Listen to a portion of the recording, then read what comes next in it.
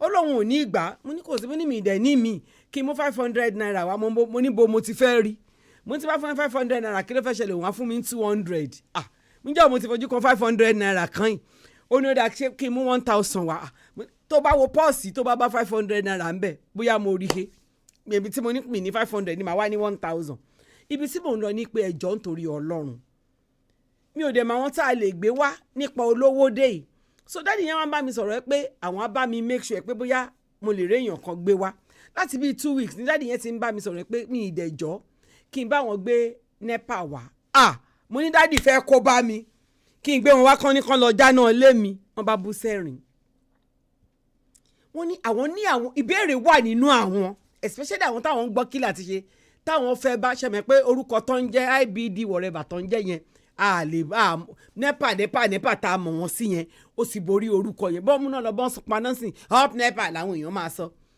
we started with ECN nígbà táwa kéré ECN la mọ̀ wọ́n sí later NEPA later wọ́n tún graduate wọ́n á ní kò burú mo ṣá make sure pé bójú yẹn ṣe ń ṣe yẹn mo àwọn ibi tí mo lè pè dẹ̀ nígbà tí mo tún bọ̀ ẹni tó wá gbé mi mo ní kó jẹ́ ká sáré yà wọ́n ibì kọ̀ọ̀kan mo dúpẹ́ pé at the end of the day dádì mo ti bá yín rí ẹnjìníà NEPA èní kọ́ o ọ̀la ìrètí tí mo ṣe ń sọ fẹ́yìn aráalé ni wípé Ọlọ́run á jẹ́ kán wá o gbogbo òbéèrè tẹ́ bá ṣe pé ẹ fẹ́ béèrè tẹ́ ẹ fẹ́ mọ̀ nípa wọn pátápátá ń tẹ́ ẹ fẹ́ bi wọ́n ètò ọ̀la dàbí question and answer bí ètò ọ̀la ṣe máa fẹ́ rí nìyẹn ẹ̀rọ àlọ́ máa kọ́lẹ̀ ìyẹn tán bá wá mo dẹ̀ tún bẹ̀ yín èèyàn tẹ́ bá mi tí mo lè gbé wá nípa ọlọ́rọ̀ owó kíkọ yìí tó jẹ́ bank official in fact tí bá ṣe pé ẹni mo kọjá ààyè mi tí má lè rí bí CBN governor gbé wá kí ló fi ń ṣèyàn èlé yeah or deputy governor ṣùgbọ́n ṣé mi fẹ́ ṣé kọjá ààyè kọ́ gbogbo ọmọ Nàìjíríà ló ń pè yín ṣẹ́yìn lẹ́ni kan máa kọ owó nígbà tí mo dúró tóbìnrin yẹn lọ́rùn lẹ́nìkan ní àwọn dẹ̀ṣẹ̀ fi ṣètò tán lọ́sàn-án ni o ìpele dìyẹn máa ń sọ̀rọ̀ ní rédíò ọ̀bọ̀ òun ní kán má kọ̀ wọ́n bá mi wàásù fún ó ní kílódé kan tó ṣe fi ṣètò mo ní kó wojú mi dáadáa mo ní mi mo ṣe fi ṣètò tán ó ní mọ́mì ẹ̀yin lẹ́ṣẹ̀ fi ṣètò tán ó bá sáré lọ ó gbìmọ̀ àwọn tó lọ ọbabìnrin kí n máa mú lọ mo ní mi mú lọ gba owó ẹ̀ lọ́wọ́ mi mo fẹ́ bẹ̀ ẹ̀yin aráalé èmi ò ní ẹ ṣe kọ owó o ṣùgbọ́n èmi ò dá 100 naira mọ̀ tí n bá déwájú ẹ̀ sí máa fún ẹ ní 100 naira tó bá ní tàtijọ́ ni tó o bá gbà ò gbà nìyẹn obìnrin yẹn ṣẹ̀ṣẹ̀ wá sí àpò ẹ̀ ló wá fi 100 naira hàn mí ó ní 100 naira méjì ló wà in circulation mo lémi ò dá kankan mọ̀ èmi ṣáà ń gbọ́ 100 naira èmi ń ná mo fẹ́ bẹ̀ gbogbo wa lápapọ̀ ẹjọ́ nítorí Ọlọ́run ẹjọ́ tí wọn ò bá ní ká kọ owó nígbà tí báńkì ò sẹ́pà mo ò gbà nígbà tí wọn èmi ò ṣe ní wọn nílé irú ilé mi ò dá mọ̀ sẹ́ẹ̀ èmi náà mọ̀ 2024 wọn kọ̀ sí eléyìí tí mo ná lánàá náà ṣé irú eléyìí náà kọ́ something like this but èmi ò dán mi ti ẹ̀ dá mọ̀ màmá yẹn ló ń sọ fún mi ní ọjà lánàá pé 100 naira oríṣi méjì ló wà èmi ò mọ bóyá tẹ bá rẹ̀ ń tó dá mọ̀ mo fẹ́ tọrọ 100 naira lọ́wọ́ yín bọ̀tẹ́ bá wá fẹ́ wá fún mi méjèèjì ní kẹ́ fún mi kó wá jẹ́ mint kò yẹ yín àti tàtijọ́ àtẹlẹ́ tá à ń kọ̀ kí gbogbo ẹ̀ jẹ́ mint torí mi ò dá mọ̀ mo wá fẹ́ bẹ̀ gbogbo ẹ̀yin màmá lọ́jà ẹ má jẹ́ kó jẹ́ pé nǹkan kékeré ló máa fa wàhálà láàárín àwọn ọmọ Yorùbá at least tá à ń gbọ́ èdè ara wa tó bá mú owó déwájú yín tẹ́ ẹ̀ bá gba 10 naira kò tẹ̀ sọ́jà 10 naira kò sọ ní 20 naira 50 naira gan mi ò rò bó fẹ́ẹ̀ sí mọ́ gbogbo ibi tó yẹ mọ́tò tó yẹ ká máa wọ̀ ní 300 naira torí kò sí change 400 náà ń gbé mọ́tò tí mò ń wọ̀ ní 400 torí pé kò sí change wọ́n ti gbé 500 ni wọ́n ń gbé at least máa wọ mọ́tò 500 méjì kí n tó débi iṣẹ́ máa ṣẹ̀ṣẹ̀ wá tún lọ wọ oní 300 àbí 400 kan kí n tó débi iṣẹ́ kí ló dé kò dẹ̀ rí bẹ́ẹ̀ tẹ́lẹ̀ ẹ jọ̀ọ́ nítorí Ọlọ́run ẹ má jẹ́ ká kọ owó ìyẹn ni mo ní kí n bẹ̀ wá fún nítorí èmi fọ́ victim lánàá o àná ni mo ṣẹ̀ṣẹ̀ mọ̀ pé 100 naira méjì ló wà èmi ò dá mọ̀ èmi ṣáà ń gbọ́ 100 naira mò ń ná ni ìkan tó fi hàn mí sìn mí ìdá mọ̀ eré tí mo fi lẹ̀ lánàá gan mi ìdá bó ṣe rí mọ̀ ṣùgbọ́n ẹ̀yin tẹ́ ẹ bá mọ̀ ẹ jọ̀ọ́ mo fẹ́ kẹ́ tẹ́ bá lè rí ẹni fi ránṣẹ́ sí but mint ni mo fẹ́ mo dey trust yín ẹ wà mọ́ ẹ̀yọ̀kan lẹ́wà ní kí n gbà I trust you èmi fẹ́ mọ̀ àbí kẹ́ẹ̀yà méjèèjì kẹ́ send ẹ̀ sí mi lórí WhatsApp torí ọjọ́ mi torí èmi ò dá mọ̀ lágbára Ọlọ́run dádì mo ti rí èèyàn tí mo fẹ́ gbé wa torí ọ̀rọ̀ iná. Mo dẹ̀ sọ fún yín mo ṣe ìdìjà náà lé mi nígbà tán ti ẹ̀ mọ ibi tí mo ń gbé mọ́dẹ̀ ládírẹ́sì ibo mo ń gbé mo fẹ́ máa gbé orí òkè Mọ́kọ́lá lọ kò kàn mí. Àwọn náà ń bọ̀ wá ṣàlàyé nǹkan kan ń jà ràn tó ń post kiri mi mọ nǹkan kan ń pa ẹ̀. Dáàdì yẹn ni wọ́n post ẹ̀ kiri pé tó bá ti di kinní kan tẹ́ ẹ̀ bá ra ná sórí prepay yín wọ́n náà ti rí kinní yẹn. Wọ́n ń gbé kiri lórí WhatsApp wípé iná yín ò ní tán mọ́ mo ní wàhálà dé ṣùgbọ́n lágbára Ọlọ́run ṣérò ní ṣòótọ́ ni wọ́n á wá bá wa sọ dáadáa lọ́la ìyẹn bẹ́ẹ̀. Ẹ gbọ́ tí tọkọ-tìyàwó bá jí lórí bẹ́ẹ̀dì ta ló yẹ kó kọ́kọ́ kíra wọn? Aláwọn nǹkan kan wà tí ò yẹ kó máa dá ìjà lẹ̀ láàrin tọkọ-tìyàwó tẹ́ wá fẹ́ sọ di wàhálà. Obìnrin yìí ní pé ọkọ òun ò bá òun sọ̀rọ̀ mọ́. Ó ní òun kàn notice pé ọ̀dọ́ bíi pé olóorun lòun. Báwo ni ṣé dáadáa la jí Àdùnní wọn á ṣàkíhun. Ó ní wọ́n wá kíhun léra bí ẹ̀mẹrin. Ó ní the following week wọ́n ní tí n bá tún lánàá mi kí ẹnu léyìn kí ló ṣe é èmi ni mo kọ́kọ́ máa ń kí ẹ kó káàárọ̀ òjì kó kí mi káàárọ̀ rí mu ní. Ẹ gbọ́ mọ́mí àti dádì ta ló yẹ kó kọ́kọ́ kíra wọn àtọkọ-tìyàwó nínú ilé pé ẹ káàárọ̀? Ṣé èèyàn wọ́n tún máa ń jà ìjà ìrẹ̀lẹ̀ gẹ́gẹ́ Ọlọ́run mo dúpẹ́ bó ṣe dá mi ṣá. Ṣé láwọn ọ̀rẹ́ gbé kan wà tí mi ì jí sóòrò honestly elio mo lò ju oṣù 9 lọ nínú màmá mi o according to history over 12 months ni màmá mi bí mi fún odindi ọdún another story for another time. Ọdún kan kọjá ni mo lò nínú màmá mi of blessed memory fún odindi ọdún kan yẹn wọn ò kí mi nínú ìyá mi. Wọn ò kí ẹ nílé yẹ kọ́kọ́ kí ẹ tíyàwó bá jí láàárọ̀ ìyàwó ló yẹ kọ́kọ́ dispensation tá a wà yìí kò yẹ kí kọ́kọ́ kí mi nínú ilé tọkọ-tìyàwó. Mo sọ fáǹtì yẹn kò yẹ kó dìjẹ́ fún mi fóònù nọ́mbà ọkọ yín tí n bá ṣe tán sí mo fẹ́ pè wọ́n àdádì èmi ò láìkí ẹ̀. Tó bá jẹ́ ìpẹ́ ìlẹ̀ kọ́kọ́ jí tí wọ́n tó bá kí wọn kò ṣe nǹkan kan tó bá dẹ̀ jáwọn náà kọ́kọ́ jí tán bá kí yín kò ṣe nǹkan kan. Àwọn nǹkan kínkìnkín báyìí tèmi ò láìkí ó máa ń piss me off. Àwọn ẹ̀yìn kí mi alọ́tọ̀ bí ò lè gbẹ́nu èèbò ibi láti mọ̀ kí ẹ káàárọ̀ mà ṣé dáadáa lẹ jí mà mò ń kí yín mà àǹtí Rónkẹ́ ẹ káàárọ̀ ẹ kú ọjọ́ mẹ́ta kò sí ní tó kàn wọ́n lọ́rùn. Bá a má kí wọn ǹdẹ̀dọ̀ ń kí àfàdátì bá a kí wọn hi oníkálukú ti ṣe kíni bó torí pé àjọmọ Yorùbá la ṣe ń wé pé ní ilẹ̀ Yorùbá a ní culture wa dẹ̀ rich gan honestly speaking culture wa rich ó rich débi pé when you see a trained children ọmọ tó kọ́ tó dúró tó gba ẹ̀kọ́ lé kò dìgbà tán bá sọ fún ẹ. Ẹ̀mọ̀ kan mi wá kí láàárọ̀ kìkì mi èmi wà ń bára yín jà. Dáàdì tí n bá pè yín mò ń bọ̀ lé yín rọ̀lẹ́ èmi àti bàtà kan náà la máa jọ̀wọ̀ ẹ jẹ́ kí n gbé yẹn bẹ́ẹ̀.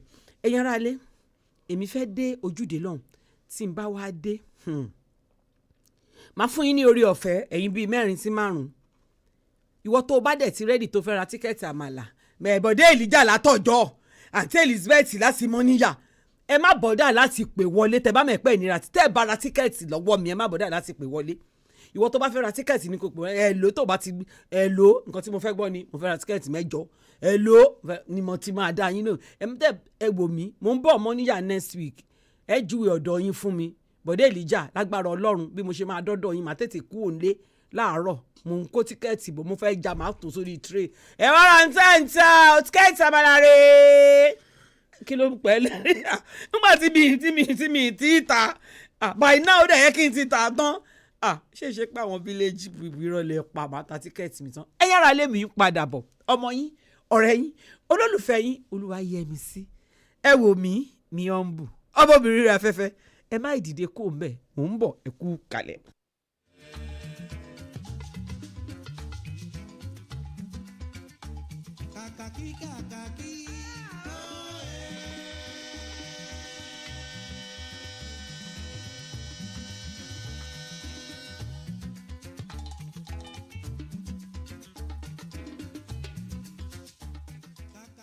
máa wò mí bí mo ṣe fẹ́ yín. Mo ń gbọ́ 32 FM. 32 FM 94.9. Golden Chance Lotto Lanta nígbàkúgbà tá a bá jẹ lẹ́sẹ̀kẹsẹ̀ ló sanwó. Gbogbo oníbàárà Golden Chance Lotto ẹ kú àdúró ti wa lóòrèkóòrè ní iléeṣẹ́ Golden Chance Lotto yóò máa tẹ́yìn lọ́rùn lórí ìbáṣepọ̀ yín pẹ̀lú wa. Golden Chance Lotto lẹ́sẹ̀kẹsẹ̀ ni wọ́n san winnings ò ní jẹ́ tán kí wọ́n tún máa béèrè nínú ẹ̀ níbikíbi ló ti lè gba winnings ẹ̀ you can get winnings anywhere èyí gan ló mú ọkàn oníbàárà wa balẹ̀. Golden Chance Lotto kẹ̀tì láti sọ oníbàárà dọlọ́rọ̀. Golden Chance Lotto iléeṣẹ́ ti wa àfààyè gbàgbàkúgbà láyé àkìsọ pé kí àwọn agent wa tajà máa fi kan dí kan. Iléeṣẹ́ Golden Chance Lotto yàtọ̀ lẹ́sẹ̀kẹsẹ̀ làwọn sanwó tó sì hàn kedere fáyé láti gbà yí wa wàràǹsẹ̀sà ni winnings ìdí rèé tí iléeṣẹ́ Golden Chance Lotto fi jẹ́ aṣíwájú láàrin àwọn akẹgbẹ́. tó o bá fẹ́ di alágbàtà wa fi àtẹ̀jíṣẹ́ ránṣẹ́ sórí nọ́mbà yìí 07033976247 àdéhùn àti àsọtẹ́lẹ̀ ń bẹ o. nígbàkúgbà tá a bá jẹ lẹ́sẹ̀kẹsẹ̀ ló sanwó. Golden Chance Lotto ọ̀nà tó yá láti sọ di mílíọ̀nìà. Kò sí oúnjẹ tí kò wú kókó inú ìjòyè pàtàkì ní àmàlà láwùjọ òkèlè aláṣírí onínáwó ìmùlẹ̀yà oníbùkà kò bá gbóná kó ṣe tútù kí ọbẹ̀ ṣáà ti lọ́wọ́rọ́ ọ̀fun mi. nílé eléyìí o. ẹja ọsàn. bọ́dún bá ti dùn àròrógbó bọ́dún bá ti dùn aráwùsá ìran àkànàmọ̀gbò ipò dùn jẹ 32 FM 94.9 fẹ̀yìn ẹ̀ ló tún ti tẹ́ pẹpẹ ètò àyájọ́ àmàlà fest ẹlẹ́ẹ̀kejì irú ẹ̀ ló tún kò lọ́jọ́ kọkàndínlọ́gbọ̀n oṣù kẹjọ ọdún 2026 29 August 2026 àti ṣẹ́rí a máa tún ṣe yìí a sì tún máa ṣọ̀pọ̀lọpọ̀ orú ẹ̀ lókè èpè tó ń ti gbádùn àlùjò àwàdà ẹ̀rín kéékèèké tó ń ti fífi àmàlà dúdú tàbí funfun tó fẹ́lẹ́ bí etí pẹ̀lú ọbẹ̀ ewédú gbẹ̀gìrì ìlà ẹ̀fọ́ rírò ẹran pọ̀nmọ́ tó kàtà mọ́ra ṣe kọ̀rọ̀bọ̀tọ̀ sórí àmàlà láfijọ́ máa ṣẹjọ́ ẹ̀ ẹgbẹ̀rún mẹ́ta náírà lẹ́ọ̀fẹ̀rà tíkẹ́ẹ̀tì jẹ̀gbádùn tó gbádùn pẹ̀lú àwọn olóúnjẹ ìgbàlódé láwùjọ tó yáàyè táyé ń gba tiwọn bíbí food canteen lókè àdó ìyá àdìjà alámàlà níyànà àdí ọ̀yọ́ ìyá ọ̀yọ́ alámàlà lọ́jà àgbàrìmú àtàwọn olóúnjẹ ìgbàlódé míì kò tán síbẹ̀ àwọn òdíje wọ̀nyí bíi ta ló lè jẹ̀sùn àmàlà bàkìtàn láàrin ìṣẹ́jú àyà tàbí ta lọkùnrin náà tó lè ro àmàlà tó fẹ́lẹ́ tó kóná bíi etí àtẹni tó lè yára tètè jàmàlà tó gbóná láàrin ìṣẹ́jú àyà ọ̀fẹ́ ní fọ́ọ̀mù ẹ wá sí 32 FM Laughter House Premier Hill Mọ́kọ́lá Ìbàdàn bó bá wà dọjọ́ kọkàndínlọ́gbọ̀n oṣù kẹjọ ọdún 2026 kàtúyàyà pàdé ní Recreation Club ní dojúkọ Àdámàsìgbà nílùú Ìbàdàn ọ̀làtò ti sọ̀díwòkè buka buta tó ń tẹran tó jíire pẹ̀lú àlùjò tó bá gbà mú pẹ̀lú àjọṣepọ̀ iléeṣẹ́ tó ń ṣe ohun èlò ìṣebẹ̀ Maggi Cube àti iléeṣẹ́ tó ń pọn ti Imperial Black Amala Fest 2026 láti ra tíkẹ́ẹ̀tì ẹ máa bọ̀ ní Laughter House tàbí kẹ́ ẹ pè nọ́mbà yìí 0806-218-5194 Amala Fest 32 FM 94.9.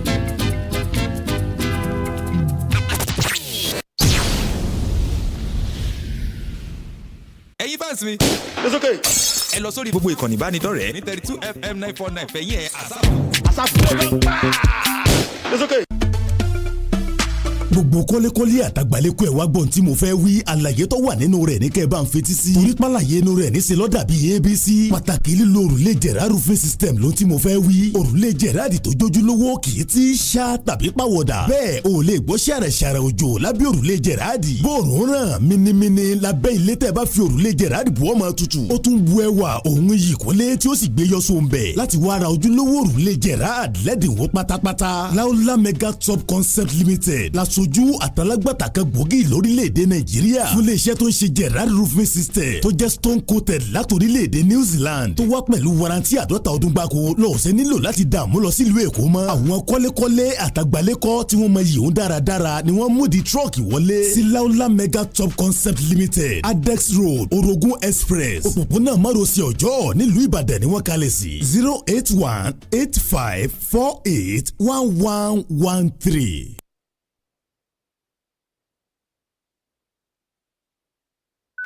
àṣejù ní ká gbé sí rédíò mi 32 FM ti wà òkè.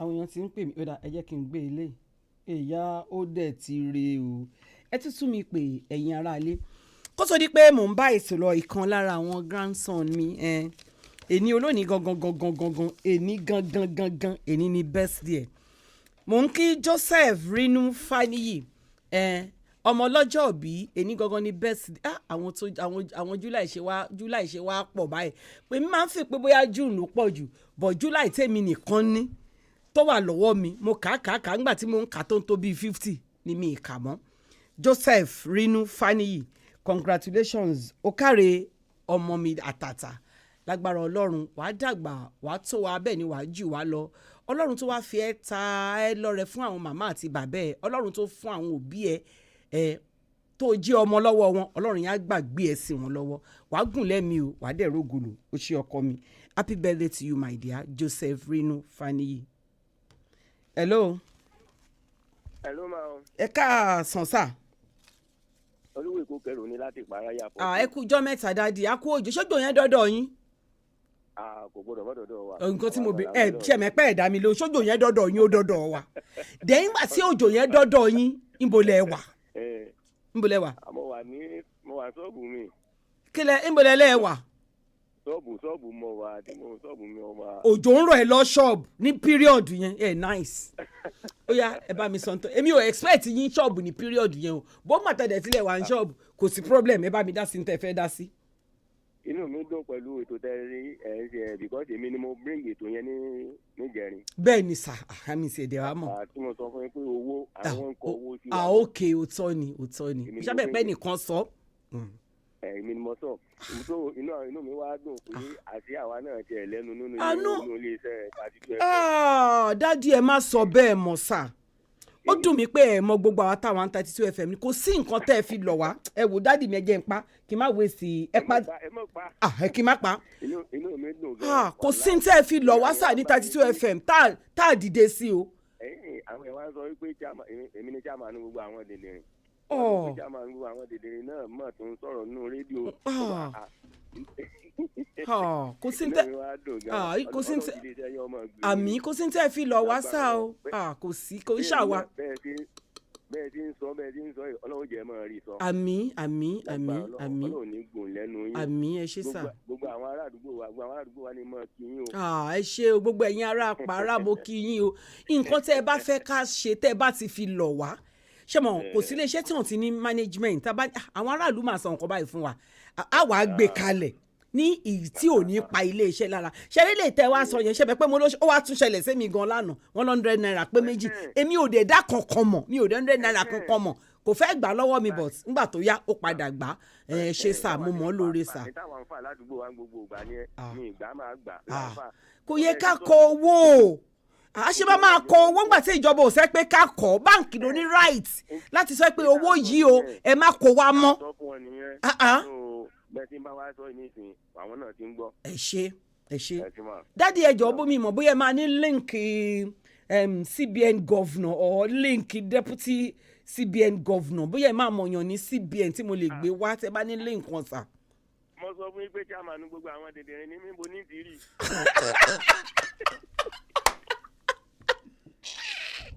Oh my God ẹ̀yin ará ilé mo fẹ́ kí nǹkan kan yé yín ṣe rí orí ètò Kilatise yìí ẹ̀yin lẹ ní o èmi kọ́ ni mo ní ohun tí ẹ bá wá sẹ́ pé ẹ fẹ́ ká bá yín ṣọ̀fin tó tó ẹ̀ àwa máa jókòó á gbé kalẹ̀ á gbé sọ́tún á gbé sósì á wàá gbé wá ó ní mo ṣe máa ń sọ fáwọn èèyàn tí n bá ṣe program yìí ẹ ṣe nǹkan tó súnmọ́ ní oṣù tó kọjá ìyẹn ò dífá àwọn èèyàn kọ́kọ́ ṣẹ̀ṣẹ̀ darapọ̀ wọ́n ṣẹ̀ ń gbọ́ wa nígbà tí mo máa ń ṣe program mi lórí àwọn gúrùpù kan tí mo ṣẹ̀ṣẹ̀ join àwọn yẹn náà tún bá mi share ẹ̀ so àwọn tó ọ̀gbọ́n ṣẹ̀ ń gbọ́ for the first time tí n bá ṣe nǹkan lánàá tó jẹ́ pé irú ẹ̀ ṣẹlẹ̀ sí èèyàn lọ́la tó bá fi dọ̀ mí máa tútù ṣe ẹ̀yin èèyàn yìí mo dẹ̀ láìkì yín ẹ máa ń gbọ́ rédíò ẹlòmíì ọ̀tọ̀ níbi tó ti gbọ́ program o ẹ̀yin ni ẹyẹ ti ṣe rí ẹjọ́ nítorí ọ̀lẹ́ jẹ́ kí n máa ṣe rí o irú eléyìí tí mo fẹ́ sọ lẹ́ni ìsìn àǹtí yẹn láti 2 years ago ló ń ti gbọ́ program mi ó ní mo ṣe nǹkan kan ní last week òun ló fẹ́ kí n kó ń sọ̀rọ̀ ó ní báwọn èèyàn ṣe máa ń dá sí program ó lóun ò láìkẹ́ ó lẹ́lòmíì máa róòtọ́ ọ̀rọ̀ ńlẹ̀ tí wọn ò lè gbà kàkà kan sojú abẹ́ ń kó ó ní wọn máa twist ọ̀rọ̀ mo ní mọ́mì mo níyìn ò mà dífà ẹ jẹ́ ká fa àwọn èèyàn lọ́rùn sílẹ̀ ẹ jẹ́ kí n tún fún èèyàn 2 àbí 3 láyè sí kí n tó lọ ṣe program tèmi onídàádì láti last week wọn ẹ ṣe gbọ́dọ̀ gbé NEPA wa èrò kọ́kọ́ bá mi kọ́kọ́ máa lọ jáná lé mi bọ́mọ ẹ̀pọ́ ọlọ́run á fún mi ṣe lọ́la lágbára ọlọ́run wọn á jẹ́ àlejò pàtàkì nílé iṣẹ́ wa ń bí báyìí. hello. dear sister Makaso. Olùṣọ́lá tó Ògbómọ̀ṣọ́ ìyá àjọ ń kí yín ẹ káàsán. ìyá àjọ mi báwo ni nǹkan. Olùṣọ́ kò bàjẹ́ ìyá àjọ tí olówó ni ẹ̀mẹ́ pé kò ń ṣe ìyá àjọ olówó o. bàbá ẹ ti jẹ ilé ìlẹ́kọ̀ọ́ tí ṣe fẹ́ yẹ sí. mo wà ń bàdàn mo ṣe ìyá àjọ ń bàdàn yín wà lógbòmọ̀ṣọ́ ń bo mo fẹ́ yẹ sí nígbà tí ìṣe pé tí ìṣe pé ní máa bọ̀ lógbòmọ̀ṣọ́ pé ẹ fẹ́ ṣe nǹkan ṣe bí Ìbàdàn lèmi àmúdání. ẹ káàsán sá. Yes sir. àwọn ò sí ẹ̀ lè kọ́wọ́ lógbòmọ̀ṣọ́ náà láéláé. irú ẹ̀ ò ṣẹlẹ̀ lógbòmọ̀ṣọ́. àmì mọ̀ pé kò lè ṣẹlẹ̀. bí àná àbí jẹta over the radio. bẹ́ẹ̀ni. tí gómìnà Central Bank Kajuso. Okay. ó sọ pé all are still legal tender.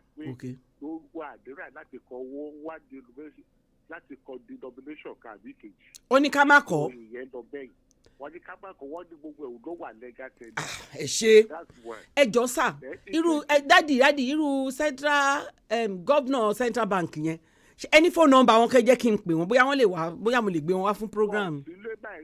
He's not in the country. Okay, jọ bá dé sà ẹ fún mi nílé nǹkan mo fẹ́ gbé wọn wá sórí Kilatise. I will do that. Inú mi á dẹ́ dùn màá wá jẹ ìyá àjọ yẹn àyà ẹ̀yìn gan lẹ́nu ẹ lẹ́ẹ̀ràn mi tó bẹ́ẹ̀ tẹ bá tí n bá rí wọn gbé wá yeyeyeyeye máa jẹ ìyá àjọ yìí gan lójú ó yá mo gbọ́ yín number 2. èyí tí ẹ dálẹ̀ lẹ́ẹ̀kan pé ta ló yẹ kọ́kọ́ fọ́ bá kíra wọn. husband and wife ta ni. ọ̀dọ̀dọ̀ ẹ jẹ́ ká wò láti bẹ̀rẹ̀ pẹ̀pẹ́ ibi ó ní ìdèsàkùnrin mẹ́mbà.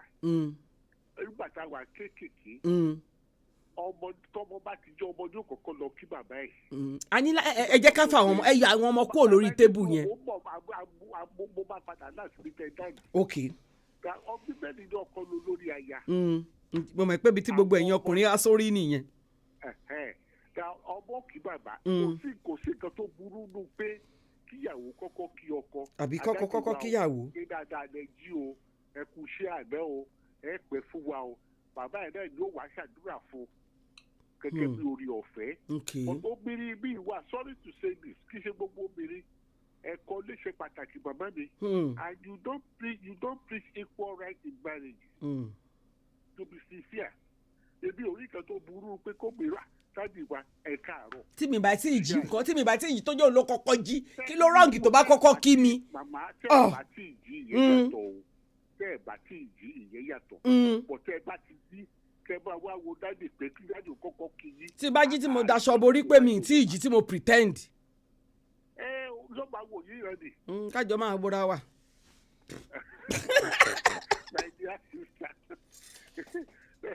ẹ ṣe sá mo ti gbọ́ olùṣọ́ ẹ ṣe. ó yá hello. hello ọbabìnrin. mo wà pẹ̀lú yín ọba ọkùnrin sà ẹ káàsán sà. àǹbàlì àti ìlú pẹ̀lú àpẹẹrẹ ní àǹbàlì nìyẹn ó mà tó jọ́ mẹ́ta bọ̀dá àǹbàlì. àkúngbọ́ yín nípa iná wákọ̀ jẹ́ step mi tó nàìjíríà ara sí ìgbà mi. èmi ti ẹ̀rọ bẹ́ẹ̀ ti jápa ni. eléyìí gan mo ti pètò ìgbà bíi 40. kábíyèsí ẹ ṣe sá ìfẹ́ wa lè ní ẹ ṣe sá. ẹ rí àkọ́kọ́ náà bẹ́ẹ̀ ni sá. nípa àtọ̀ olóbi ìlú ẹ sọ pé ta ló ẹ kó kíra wọn ta ni ẹ kó kíra wọn. bẹ́ẹ̀ ni sá. tẹ́rẹ́ ń bá níyàwó kan kò dì sáàbù kó bèrè òkè káàárọ̀ ṣùgbọ́n ń bá níbi 4 ṣe mọ̀ pé wọ́n mọ̀ sí competition yóò fẹ́ rújú ọkọ rẹ̀ ẹ ǹlẹ́ o bàbá ẹ kú ojúmọ́ ẹ káàárọ̀ o ẹ pé amẹ́rẹ̀ẹ̀rin ọkọ̀ competition kíkí rújú ọkọ àwọn àṣọ ẹ pẹ́ yọkan lọ́ba ní ọba àmọ́ kira wọn so kò sí competition bẹ́ẹ̀. bọ̀dá àǹbàlì ẹ̀ nice bá mi pa. ẹ wá kọ́ kíra wọn ló kíra wọn bẹ́ẹ̀. bọ̀dá àǹbàlì. ẹ bàbá wa jó táwọn ọlọ́wọ́ ń kúnlẹ̀ tí wọ́n máa ń kíra wọn ní máa ń dájọ́ àpọ̀dà wọn kì í ṣe ọkàn ní ọlọ́wọ́ ọkọ̀ wọn máa ń tó 4, 5, 6. ẹ nice bọ̀dá àǹbàlì ẹ nice sara jẹ́ kí n gbé ok hello. ọ̀gá wọn. ẹ ǹlẹ́ o. àkùnṣe ọ̀pọ̀lọpọ̀ àwọn obìnrin. ẹ ṣe sà. ìdòwú ògbó. láàyè mi ẹ̀pá pọ̀lẹ̀. mo dóhùn yẹn mọ̀. ìdòwú ògbó náà ní ẹ̀kẹ́tọ̀ mọ́. mo dóhùn yẹn mọ̀ ìdòwú ògbó àbùkèrè létí. ẹ ṣe gan-an ní bàjẹ́ nígbàgbé wọn. ẹ ṣe. ṣe rí ọlọ́run tọ́nà wa kọjú sáyé. bẹ́ẹ̀ni. òun náà ní kọ́kọ́ kí àwọn.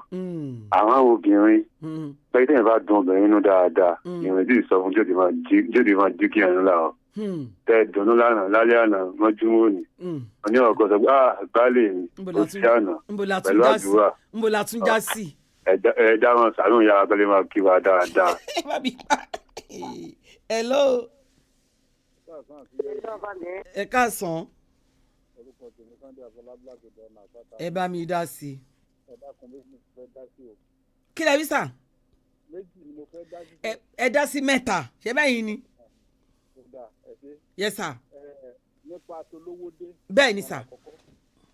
ṣe rí àwọn èèyàn wa nílẹ̀ Yorùbá bí èmi ò mọ àìsàn tó ń da gbogbo wa láàmú ní bíbá yìí. I can't understand. àwọn òkè ọya lọ́hùn owó àtijọ́ wọ́n sì náwó yẹn lọ́dọ̀ wọn bí bá a ti ń sọ yìí. owó àtijọ́ wọ́n sì àwọn tó ń wá látọ̀hún wọ́n sọ pé wọ́n sì ń ná fúnra wọn lọ́dẹ̀ ìgbà láàrin ọjà wọn tí ò sẹ́ni tó ń kàn. fóònù tí wá jẹ́ tó jẹ́ pé a ta máa fún òkú burúkú mọ́ àwa lọ́rùn a máa nira wa lára ń bí a máa. kò yé mi o. ṣé ayé eré nìyẹn. kò yé mi o wọ́n kọwọ́ sí mi lọ́rùn lánàá kò yé mi o.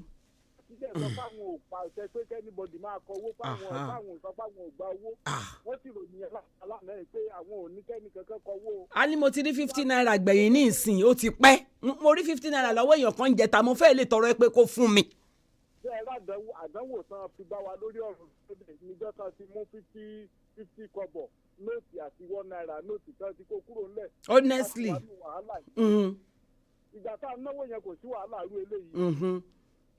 so nípa tolóbìn nípa ti kíkídé. bẹ́ẹ̀ ni. ayé ẹnìkan kan ò rójú bẹ́ẹ̀ kankan láti kí lọ́wọ́ tá a rọ̀ ọ́ jà kọjá pé ẹnìkan jí láàárọ̀ kó máa ń ṣe ní good morning sir. kò ní tó rò mọ́jú ni ayé ìrònú bí ó ṣe gbọ́ bá mo ṣe. oh my god. màá máa wò ẹ́ pé o kí mi nígbà tó gbóúnjẹ ẹ wo it is well my brother ẹ jẹ́ ká tiẹ̀ mú tọkọ-tìyàwó kúrò ẹ̀mí pa àwọn kan àwọn òní wọn ń kíra wọn kò kí mi mo dúpẹ́ lọ́wọ́ Ọlọ́run bó ṣe dá mi àwọn ọjà kan wà tí mi ìjà rí mi ò dẹ̀ ní ìjà tí Kristi àfidé ẹnìkan ní bẹ́ẹ̀ kí wàá gún lá ó ní bẹ́ẹ̀ ò kí wàá gún tẹ̀tẹ̀ ìhòòhò làkàrà wà tí mọ́ ti fine wọ́n ní bí èyàn ò dá sí wọ́n ní fine wọ́n ní ṣùgbọ́n téèyàn bá dá sí torí bóyá ara àwọn kọ̀ọ̀kan tí wọ́n ń la irú ẹ̀ kọjá wọ́n nígbà tí àwọn fẹ́ ọkọ àwọn níṣẹ́ lọ́wọ́ ń ṣiṣẹ́ Ọlọ́run dẹ̀ bless mọ́mí àwọn díẹ̀ kò ń ṣe pé bóyá ó yẹn pọ̀ o ṣùgbọ́n àwọn ò tọrọ jẹ kò dẹ̀ sí nǹkan táwọn béèrè lọ́wọ́ àwọn òbí àwọn tí wọn kì í fún àwọn ipò ṣe mo wá rí ọkọ àwọn Ọlọ́run bless wọn náà but blessing ti family ọkọ wọn ní kò tó ti àwọn ìyàwó wọn ní láàrin oṣù mẹ́ta táwọn ṣe ìgbéyàwó táwọn dé ilé ọkọ àwọn ìjọ tó pọ̀ṣù 6 gẹ́rẹ́gẹ́ táwọn wọlé ọkọ wọn níjọ́ yẹn níṣẹ́ bọ́ lọ́wọ́ ọkọ àwọn wọn ní bọ́kọ àwọn ṣe délé tán mú ìwé gbélé ẹ̀ àwọn nìkan kọ́ o mi ní sọ ọdún yẹn fún yín tẹ́ bá rántí ngbà kan wọ́n rí jẹ́jẹ́ àwọn èèyàn lọ́la yàyàyàyàyàyàyàyàyàyàyàyàyàyàyàyà ó pọ̀ gan. wọ́n ní bọ́kọ àwọn ṣe dé tó na pípà yẹn táwọn kà báyìí wọ́n láwọn bú sẹ́kún ni. wọ́n láwọn ò dẹ̀ tí ì bẹ̀rẹ̀ iṣẹ́ torí pé gbàdá táwọn ṣègbéyàwó oṣù kejì sí kẹta lọ́lọ́run dáhùn àwọn lóhùn táwọn lóyún.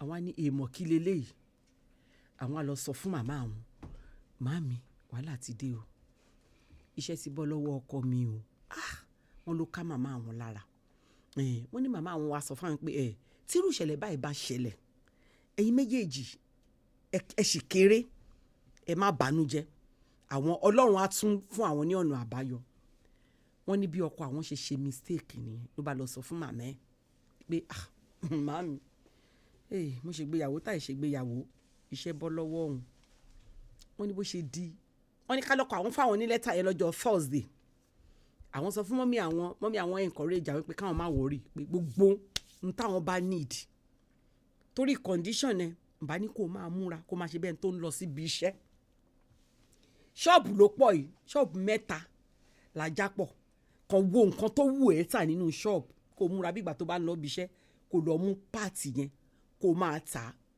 bó bá ti ń fowó ẹ̀ géènì ẹ̀ ló máa fi tọ́jú ilé ìmọ̀ máa restock padà máa tà á máa fi tọ́jú ilé but with your conditions bọ́mọ̀ ìpagbára ẹ wá gbé tó lè ṣe máa bọ̀ agbára ẹ wá gbé o agbára ẹ wá gbé o ìwà àtọkọ ẹ ní jẹlẹẹlẹ lágbára Ọlọ́run. wọ́n ní bó ṣe di àárọ̀ sátọ̀dé gbigbigbigbigbigbi lẹ́nu ọ̀nà ilé àwọn káwọn mọ̀ káwọn má lọ sílẹ̀kùn káwọn oníkọ̀kọ̀ àwọn lọ sílẹ̀kùn àwọn àpò ta ló lè máa kanlẹ̀kùn by this hour of the day ó wá jẹ́ ìyá ọkọ àwọn ẹlẹ́sẹ̀ ẹ̀dá yàyàyàyàyà wọ́n ní màmá yẹn sọ ṣé orí ayé ẹ ṣé orí ayé ẹ wọ́n lọ wá kọjú sí ọkọ àwọn ṣé orí ibi tá ìgbọràn gbé ẹ dé ń bò tí mọ́mọ́ ẹ wálé ni mo ti wò ó fín mo lóò gbúdọ̀ fẹ́ ó ṣàní dídán ló máa fẹ́ ẹsẹ̀ ò dá nǹkan wọ́n ní màmá àwọn bá máa riwo bẹnu ṣẹ̀dẹ̀mọ́ pé gbà yẹn face to face ló pọ̀ jù àwọn ń lo ìrúmà ní pálọ̀ wọ́n láwọn tó wà ní other wing láti jáde síta pé màmá kí ló dé àṣírí tí àwọn gbé pamọ́ tí àwọn ò fẹ́ kẹ́nikẹ́ni mọ̀ wọ́n ní bí màmá ṣe tú àṣírí nìyẹn àwọn neighbors àwọn táwọn jọ ń gbé táwọn jọ face àwọn tó wà ní ilé ọ̀tún àti ilé òsì àti tó ń gbé ní òkè wọ́n ní gbogbo wọn náà wá dá màmá yẹn lẹ́kùn wọ́n lójú ti àwọn pòròpòrò báyìí ni omi ń bọ́ ní ojú àwọn wọ́n nígbà tí màmá lọ làwọn á sọ fọ́kọ àwọn ó mọ nǹkan tó máa ṣẹlẹ̀ tó bá ti di Monday bóyá kí wọn náà múra kú òǹlé kó tiẹ̀ wá ká kọ́kọ́ jọ jáde nǹkan bóyá ta bá ní ẹni tó lè help wa kò kàn lọ máa jókòó tì àbí kò kàn ṣáà máa lọ ibì kan àbí kò kàn lọ wáṣẹ́ kankan o lè má fojú síṣẹ́ yẹn ká sọ condition yẹn fún mọ́mì mi ti mú suggestion báyìí wá èmi màmá lọ sí shop mọ́mì màmá ṣe bí ìgbà tó bá jẹ́ pé mo ti ríṣẹ́ màmá múra bí ẹni tó ń ṣiṣẹ́ so àṣírí ò ní tú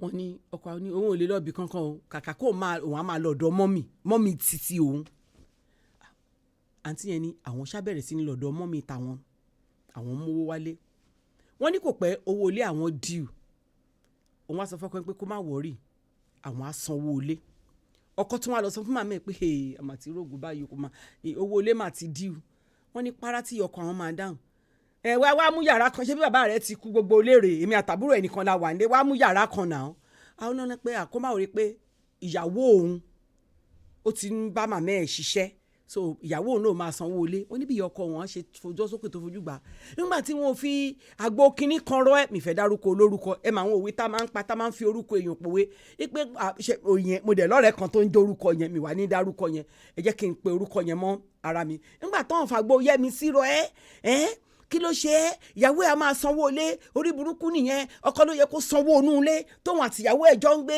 ó gbúdọ̀ gbà ẹ páàkì ẹrù yín ẹ máa bọ̀ ń bí. wọ́n nígbà tí ọkọ àwọn wá sọ fáwọn ibẹ̀ yẹn ibi tí àwọn dẹ̀ ń kó lọ yìí ó dàbíi pé kí ṣọ́ọ̀pù màmá àǹtí yẹn wà ní Laughter House kán wá máa kó lọ sí di ayùn rẹ̀ ẹ wo bó ṣe máa easy tó pẹ̀lú condition yẹn àwọn ìwẹ́ ajẹ́pá wọn ò ní lọ ṣọ́ọ̀pù màmá àwọn ọmọ ni àwọn á jókòó àwọn àtọkọ wọn jọ wà nílé wọ́n ní àwọn jẹ kínní kan sọ́nà bọ̀nyà ni ipe tí màmá ọkọ wọn fòrú àwọn débi pé kí oyún yẹn kó jábọ́ láti ẹnu àwọn ni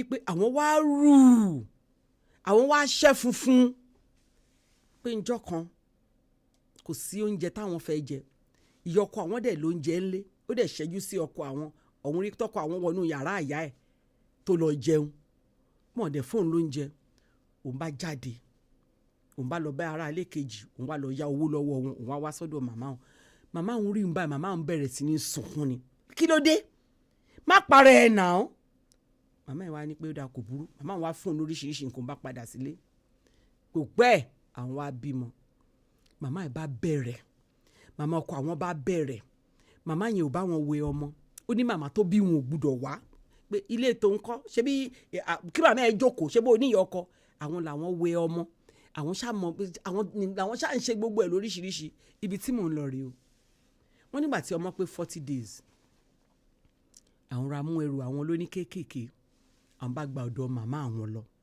àwọn bá sọ fọ́kọ àwọn fẹ́ lọ jókòó sí mọ́mì wàhálà màmá ẹ̀ ti pọ̀ jù kí ara ọmọ yìí tó bá gbó àwọn á padà wá àwọn á sọ fún màmá ọkọ àwọn wọ́n ní màmá ọkọ àwọn ní pé tó bá mú ẹ tó gbé ọmọ kúrò nínú ilé yìí tó lọ sọ́dọ̀ màmá ẹ̀ ẹ má jẹ́ kí n sọ gbólóhùn yẹn torí gbólóhùn yẹn dàbí ìgbà téèyàn bá gbéyàn ṣépè má darí wá sínú ilé yìí mọ́ láyé àti títí láéláé àlọ́ kinní kan náà ní rí kinní ṣẹṣẹ ti mọ àwọn nǹkan bẹ́ẹ̀ yẹn wọ́n láwọn ò wá dáhùn àwọn bá gbé ọmọ àwọn lọ sọ́dọ̀ màmá àwọn bí màmá àwọn ṣe rí àwọn báyìí gbígba ọmọ tán gbọ́ ọmọ lọ́wọ́ àwọn báyìí lẹ́lẹ́lẹ́lẹ́lẹ́lẹ́ general hospital ni táwọn nọ́ọ̀sì sì rí ọmọ báyìí àwọn gan mọ̀ wípé ọmọ yẹn ó lè yè nígbà tí ìtọ́jú wa dùn ọmọ yẹn pé láàárín 3 weeks tó bá lọ́mọ táwọn gbé kú òun ilé yẹn nìyẹn wọ́n láwọn èèyàn nírọ́ ni bóyá àwọn tún lọ jí ọmọ ọlọ́mọ gbé ni pé ọmọ yẹn ti wá change àwọn náà ara àwọn ti wá ṣe oṣù kínní ọkọ àwọn wá oṣù kejì ọkọ àwọn oṣù kẹta ọkọ àwọn wá màmá àwọn bá gbé oníṣẹ́ lọ bọ́kọ àwọn pé tó bá mọ̀ pé oṣù níyàwó ẹ fẹ́ tí ọmọ ìbá lo oṣù 6 nínú ilé yìí tó ò bá wá wò kó gbàgbé ń pa ẹ̀ wọ́n ní ìyẹn ló wá ti ọkọ àwọn lára lọ́kọ àwọn wá bá bẹ̀rẹ̀ sí ní bẹ̀ àwọn pé káwọn má bínú sùúrù tó lọ́jọ́ ni màmá mi ni èmi mọ ibi tí mo ti máa mú màmá mi ìwọ ṣá ṣe sùúrù ọlá tí màmá mi ń jẹ ni wípé mi ò ní iṣẹ́ ìgbà tí mo kúkú níṣẹ́ ṣé mo máa ń lọ ọbẹ̀ nígbà tá àti ìfẹ́ra wa gan ṣùgbọ́n ọlá wípé iṣẹ́ bọ́ lọ́wọ́ mi ó ní màmá mi ń jẹ tí màmá mi dẹ̀ ṣe ń ṣe yẹn tí n bá ní kí n ṣe gìrìgìrìgìrì tèmi làwọn èèyàn máa rí àwọn èèyàn ò ní rí ti màmá mi o màámi ó ní ó sọ bẹ́ẹ̀ fún màmá àwọn pé màámi ẹ ṣe tèmi dẹ̀ yé mi o wọ́n ní bí màmá àwọn ṣe ránṣẹ́ sí ẹ̀gbọ́n àwọn tó wà ní Canada nìyẹn wá o ǹjẹ́ ò lẹ́sẹ̀ pé kí n wá mi ìwà mọ́ o gbogbo ìrànlọ́wọ́ tó bá fẹ́ ṣe fún mi wá ṣe fún Yẹ́misí àti ọkọ ẹ̀ gbogbo iye tó bá nílò kí n lọ ta nǹkan máa lọ ta bá mi ṣe báwọn ọmọ yẹn ṣe máa bọ́ọ̀dì sọ́hun ẹ̀yin ará ilé wọ́n ní Ọlọ́run dẹ̀ fi ọ̀rọ̀ tí màmá àwọn sọ fún ẹ̀gbọ́n àwọn wọn lọ́lọ́run dẹ̀ fi ṣe àṣẹ ó dà kò burú èmi ò mọ bọ́ ṣe ń tòwé o wọn náà ṣá bẹ̀rẹ̀ ó ná wọn tó ọdún kan àbọ̀ mo fẹ́ lọ Canada kò ṣe pé wà tòwé Canada ní January wọ́n á ní kó máa bọ̀ ń February o kódà tó bá jẹ́ pé school ló fẹ́ ṣe tó yẹ pé next year ló fẹ́ lọ school by now ó ti yẹ kẹ́ ẹ bẹ̀rẹ̀ by bá a ṣe wáyé kì í ṣe pé wàá bẹ̀rẹ̀ admission àwa di next month àwa send the letter of admission sí ẹ èmi ò mọ bó ṣe ń ṣe o but nínú gbogbo school ó dàbí pé ti Canada ló máa ń long like that èmi I don't know wọ́n ní ó tó ọdún kan àbọ̀ kí ó tó bọ́ sí wọ́n ní ìgbà tó wá bọ́ sí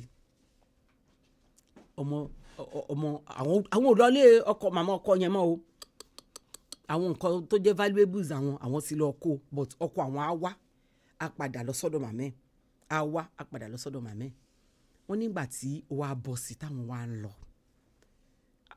ọkọ wa lọ dágbére fún màmá ẹ̀ pé well màámi Ọlọ́run ti bá mi ṣe o kò sọ pé fámìlì ìyàwó ló fẹ́ rán òun o kí màmá yẹn má lọ dènà ẹ̀ o pé Ọlọ́run ti bá mi ṣe mo ti ta bí ọgbọ́n mo ń travel out o wọ́n ní ni màmá bá fò sókè orí mi ò ṣe o àyà mi ò ṣe o Olúwa ṣeun ìyàwó rẹ̀ ń kọ́ òun máa mú lọ Olúwa ò ṣe wọ́n ní bó ṣe díjọ́ kejì ni màmá wọ aṣọ ní bá tẹ̀lé ọmọ ẹ̀ wá sọ́dọ̀ ìyá ìyàwó ó kú oríire ọmọ mi ó kú oríire wọ́n ní ìwà àtọkọ rẹ̀ lọ lóyìnbó gbígbà àdúrà ni ara àdúrà tí mo gbà ni wọ́n ṣá travel ibi tí mo wá lọ rèé o ṣe bẹ́ẹ̀ pé ìyá ìyàwó ó ní access láti lọ toró láwọn ọmọ lọ́hùn ìyá ọkọ ni ò ní access torí pé ọmọ ẹ̀ṣẹ̀ lọ ni àǹtí yẹn ní pé n táwọn wá ṣe rèé àwọn bímọ kìíní sọ̀hún ṣẹ̀mọ́ wọn ti di méjì gbà tí àwọn wá fẹ́ bí ìkẹta adẹ̀tí ayé fóònù kankan màmá wa ń bẹ ọmọ ẹ̀ pé kó jọ òun fẹ́ wá ó lọ́mọ wá sọ pé kò sí lọ́wọ́ òun o ọwọ́ ìyàwó òun ló wà tí ìyàwó òun bá sọ pé kẹ́ ẹ máa bọ̀ bó ṣe lè ṣe ó wà lọ́wọ́ ẹ̀ ṣùgbọ́n tí ìyàwó òun bá sọ pé kẹ́ ẹ má wá ẹ ṣe sùúrù fóun òun á máa kí yín lé òun á máa padà àǹtí yẹn láwọn ò jẹ́ kí màmá yẹn wá o wọ́n ní kò sí ẹni tí ò bẹ àwọn ò jẹ́ kí màmá yẹn wá wọ́n ní ṣùgbọ́n létà àwọn ò jẹ́ kí màmá yẹn wá ipe ìyà tí màmá yẹn fi jí àwọn oníkọ́mọ ẹ̀ má invite ẹ o but kò sí bọ́mọ yẹn ṣe fẹ́ ṣe táwọn ò bá dá sí èmi ò mọ nǹkan tó máa ń tó bóyá máa ń kọ̀wé ni o I don't know mi mọ bó ṣe ń ṣe àǹtí yẹn dẹ̀ láwọn fi àáké kọ́rí wípé àwọn ò ní gbà kí màmá ọkọ àwọn wá sẹ́ màmá yẹn fi ìyà jẹ àwọn wọ́n ní ṣùgbọ́n létà pé àǹtí ẹ̀mí sí mi ò ní tàn yín létà gbà tí ìwàásù pọ̀ tí màmá àwọn bẹ àwọn jẹ́ kí màmá yẹn wá pé ńgbà tí màmá yẹn náà dẹ̀ dé màmá yẹn realize nǹkan tó ṣe àwọn wá pé ìdí táwọn ṣe ń sọ̀rọ̀ yìí fún yín ni wípé irú ẹ̀ tún wá ti ń ṣẹlẹ̀ lọ́wọ́lọ́wọ́ séèyàn àwọn kan àwọn wá sọ fún pé ó ṣẹlẹ̀ sáwọn àwọn dáríjì pé kẹ́nìyàn jọ nítorí Ọlọ́run kó dáríjì màmá yẹn ó ṣẹlẹ̀ sáwọn táwọn náà láwọn ò ní dáríjì o pé kí n fi ṣètò káwọn èèyàn lè dá sí àwọn fẹ́ sẹ́ǹdì ẹ̀ sí ọ̀rẹ́ àwọn yẹn ipò ọ̀rẹ́ àwọn yẹn mú àwọn ipá wọn lágídí gan àwọn burú gan pé irú ò lè ṣẹlẹ̀ sí yín kẹ́ ẹ dáríjì irọ́lẹ̀ pa làǹtí yẹn ṣe sọ fẹ́mi ipe ó wá ń ṣẹlẹ̀ sí ọ̀rẹ́ àwọn yẹn pé kò sí nǹkan táwọn ò fi bẹ̀ pé kò jọ àwọn màmá yẹn máa ṣẹ̀ wá kò pọ́ sí àwọn màmá tiwa náà ṣáà ń ṣẹ̀ wá pé kó dáríjì màmá yẹn pé irú ẹ̀ ṣẹlẹ̀ sáwọn ọdún káwọn tó dáríjì náà ó take time o torí nǹkan tí màmá yẹn ṣe sáwọn dùn kò sí èébú àti èpè tí màmá yẹn ò gbé àwọn ṣẹ́ nígbà tí iṣẹ́ bọ́ lọ́wọ́ ọmọ ẹ̀ àwọn kókó nígbà tán mọ àwọn pé 40 days màmá yẹn ò wálé wá wu àwọn lu ọdún kan àti àbọ̀ lọ́dọ̀ màmá yẹn ò wá not until táwọn fẹ́ travel ni màmá yẹn ṣẹ̀ṣẹ̀ wá yọjú lẹ́ẹ̀kan táwọn fi wá àwọn dẹ̀ put fit àwọn down kò sí ní tó fẹ́ pa àwọn àtàwọn ìyá ọkọ àwọn pò sí pé bọ̀ later ọ̀rọ̀ pọ̀ àwọn èèyàn fi ọ̀rọ̀ Ọlọ́run bọ́ àwọn dáríjì màmá wọ́n nírú ẹ̀ tí wọ́n á ń ṣẹlẹ̀ sí èèyàn àwọn kan lọ́wọ́ báyìí ojoojúmọ́ làwọn ń bẹ̀ àǹtí yẹn mi sí ẹ bá mi fi ṣètò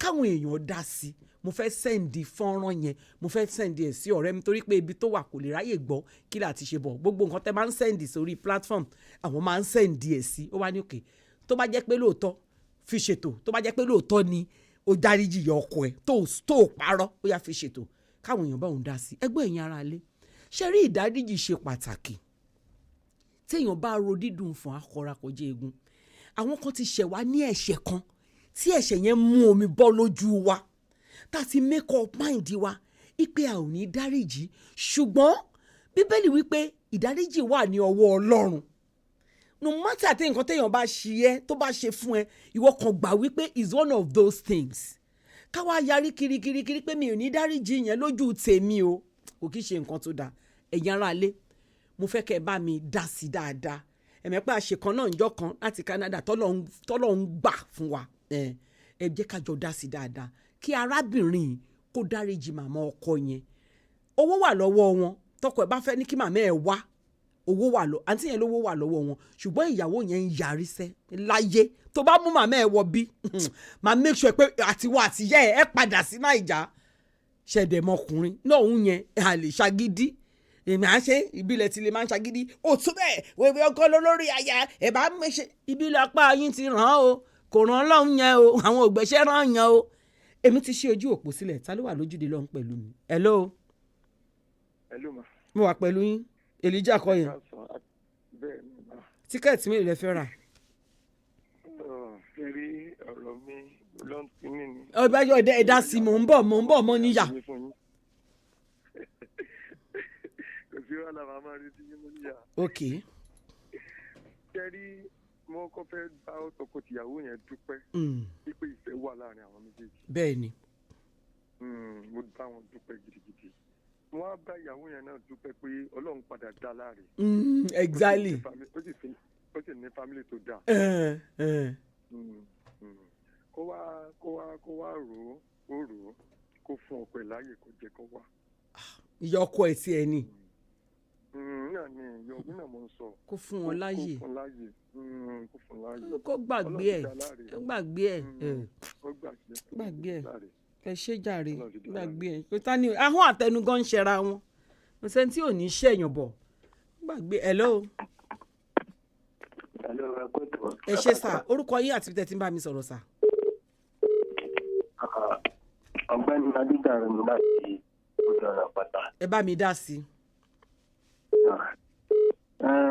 àkọ́kọ́ náà èmi ò torí èmi wò pé ó máa ní ẹ̀ṣẹ̀ kan téèyàn lè ṣèyàn téèyàn á dé jáde pé òun ò ní fẹ́ dárí jìyàn yẹn. ẹ̀bọ̀ kò sẹ́ṣẹ̀ náà. gẹ́gẹ́ bí ẹ̀ńtẹ́ sọ ẹ̀ńtẹ́ kọ́ sọ sí yẹn pé pé ó take time kó tó dáríjì yàn kó súnmọ́ kó jẹ́ ó máa pẹ́ náà kẹ́ni yẹn náà tó dárí wọ́n máa gbìyànjú àti bẹ̀rẹ̀ sínú rẹ̀ kan bá gbọ́ tó kò easy kò rọrùn lẹ́yìn kò bá ṣe rí kò lè mọ èèyàn kan lè fẹ́ àgbọ̀yìn bóun ṣe gbọ́ lórí program bẹ́ẹ̀ bẹ́ẹ̀ kóun kéèyàn kan sáré dá sí ó máa dárí yàn kì í ṣe bẹ́ẹ̀ ó máa ní bí ìnira ṣe máa ń rí lára ẹ̀ bí mo tó máa sọ pé òun lè dárí jẹ́ tó bá ṣẹ̀wọ̀n irú ẹ̀ṣẹ̀ yẹn ṣe ti pọ̀ tábàárẹ̀ tó bá wá bẹ̀rù tó bá ṣe bẹ̀rù tí ọ̀yàn kan máa ní ìdàtí fẹ́ni náà sórí náà ní pé láti máa bẹ̀ ní gbogbo gbẹ̀yàn ń jẹ́ kó súnmọ́ ni tó kò rọrùn kíyàn ṣe èèyàn lẹ́ṣẹ̀ tó bá dé kẹ́ni wá sọ pé nǹkan máa dárí. bó ti yan adarí jira wa náà ẹ̀ṣẹ̀ wo náà bá ṣe.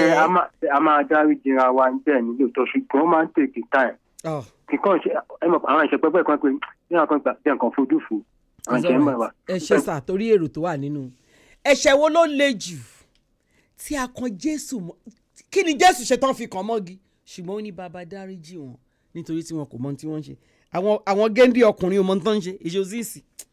hello mo wà pẹ̀lú yín mà. ẹ̀ka tó máa kó ètò. yes ma. tẹ́rí arábìnrin tí wọ́n kọ́ sọ̀rọ̀ yẹn. bẹ́ẹ̀ ni. kó tó dọ́dọ̀ Ọlọ́run. ọmọ tó ń gbé kiri yẹn tó bá lùzẹ̀ kí ló fẹ́ ṣe. wọ́n á bẹ̀ náà yóò gbọ́ tó bá yá náà ni àmọ́ Ọlọ́run ti dá a láre ó dẹ̀ ti bẹ̀bẹ̀ àmọ́ kó wá sọ fún kejì ẹ̀ náà pé kò sí ẹ̀ṣẹ̀ tí èèyàn lè ṣe gébélé rárá yóò dùn wá o. á dùn wá. àmọ́ agbọ́dọ̀ dárí jẹ́ ní kejì wa. nǹkan tí wọ́n jùlọ ní káwọn ọ̀rìn sílùú òyìnbó òun yẹn wà lọ́wọ́ wọn wọ́n lè ṣe bára àta dépòdè fún ìyá ọkọ ẹ̀ káwá wọlé ọkọ ẹ̀ yẹn pé kò tẹ̀lé wà ìyá àwọn ó ń tù ú nígbà tọ́dọ̀ yẹn ṣẹlẹ̀ àjọ aṣíjú àánúwò wọn abáwá dáríjẹ tó ṣẹ̀ wọn ó dáríjì ẹ̀ṣẹ̀ tó wù kó lè rí adáríjìra wa. ẹ ṣé àwọn ẹ̀ṣẹ̀ kan wà lóòótọ́ tẹ́ bá gbójú sókè tẹ́ rántí ẹ máa sunkún èèyàn á máa sunkún but I mean let's go now. hello. hello babìnrin. mo wà pẹ̀lú yín. ṣe rí ó máa dáríjì wọn ni. ok. ṣe pé wọ́n ní mọ̀lẹ́bí ni wọ́n. bẹ́ẹ̀ni kò sí bẹ́ẹ̀ni. bí ẹ̀kú pálápátá ń sọ kò sí pọ̀ bẹ́ẹ̀ bù. bẹ́ẹ̀ni. ẹlẹ́ẹ̀kejì wá wà bẹ́ẹ̀ ni pé tí ò bá ṣe ìyá ẹ̀ tó wà lè gbọ̀nà mí ìwọlé. ok. so kò ṣe pé nìkan kò ṣe pé àárín ẹnìkan náà lè gbà ọ̀ràn náà ìyá ẹ̀ náà wà. bẹ́ẹ̀ni. ṣùgbọ́n kọ́ jẹ́ pé lọ́wọ́ ti ọ̀dọ̀ òun kó gbogbo ìyá ẹ̀ náà ìyá tó gbogbo látara ìyá ẹ̀. ẹ ṣé. Who is going to be my last caller for today's program? Ta ló wà lójúde lọ́n pẹ̀lú mi? Hello. Hello. Ẹ bá mi sọ̀rọ̀ sókè mà.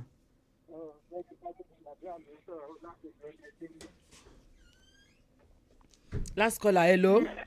Hello ma. Yes ma. Ẹ kú ètò ma. Ẹ ṣé ma. Jẹ́rìí ọlọ́run kan ti ṣòro wọn bíi Joseph Samuel Brain. Bẹ́ẹ̀ni. Nígbà tó náà bá ti gbógo fọ́ọ̀lì èèyàn lójú ẹni tó ń pọ́nyàn lójú. Bẹ́ẹ̀ni. The next ní pé kéèyàn fọ̀gbò. Of course. Wípé ọlọ́run ti gbógo fọ́ọ̀lì ẹ̀mí. Bọ́tọ̀ sí ìyá yẹn bá ṣe ń jẹ wọ́n lábẹ́ ìyá yẹn ń kọ́. Àbí. Tàbí ìyá yẹn ló ní access sí ìlú òyìnbó. Tẹ́fà ọ̀nà fẹ́ bẹ̀ ìyá yẹn láti lọ. Àbí. But God has been a perfect God. Ó ti gbèjà wọn jà. Kókò wò kó fojú dànù. Pé ọlọ́run ò ṣe o ti gbógun fọ́ọ̀lẹ̀ mi. Ẹ ṣé. Tẹ̀mẹ̀ pé bí àwọn ẹ̀gbọ́n Joseph bọ́ ṣe wá padà bẹ̀bẹ̀ lọ́rọ̀ àwọn ọ̀yọ́ ọkọ yẹn rí. Ẹ ṣé mà. Àkókò mi ti súré tètè. So ẹ̀yin ará ilé ẹ ṣé. Ọmọ yín ọ̀rẹ́ yín Olúwayẹmisí OBA-OBINRIN-ORIAFEFE. Èmi ń ṣẹ́rí padà lọ sílé ìpàdé mi pẹ̀lú Súdì ní ọ̀la lágbára Ọlọ́run. Bólúwa ti ń bẹ tẹ́mi ẹ̀ ń bẹ láàyè. Ẹnìkan kan nù ò ní fojú sunkún ara wọn. Ẹ wò mí. Tààyè. Sun 32 FM 94.9.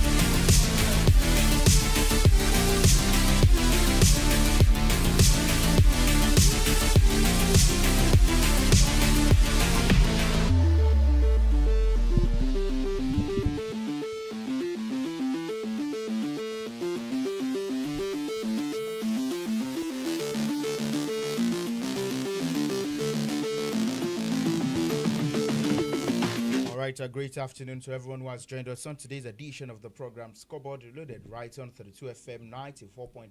Let's talk about all the latest headlines making the rounds in the exciting world of sports, which definitely has football taking center stage.